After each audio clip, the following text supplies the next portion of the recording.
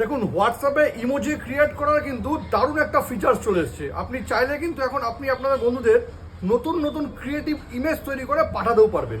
তো এই ক্রিয়েটটা আপনি করবেন কি করে জানতে গেলে ভিডিওটি শেষ পর্যন্ত দেখুন আর প্রসেসটা একদম সেভ করে নিন। জিনিসটা কিন্তু খুব দারুণ। দেখুন, এই জন্য শুরুতেই আমি আমার কালিগ যে আছে অঙ্কিতের হোয়াটসঅ্যাপটা খুলে নিলাম। এবার এখানে ক্লিক করলাম। এবার দেখুন এখানে ক্লিক করলাম, এখানে কিন্তু এই ইমোজিগুলো আছে। এবার যে কোনো একটা ইমোজি আমি এখান থেকে নিয়ে এইভাবে কিন্তু ড্র্যাগ করে নিতে পারবো। ড্র্যাগ করে নিয়ে নেওয়ার পর এখানে জাস্ট এডিট করতে হবে। এডিট করে কিন্তু এখানে ক্লিক করে আপনি নামও লিখতে পারবেন। আমি এখানে নাম লিখে দিচ্ছি ANKIT অঙ্কিত।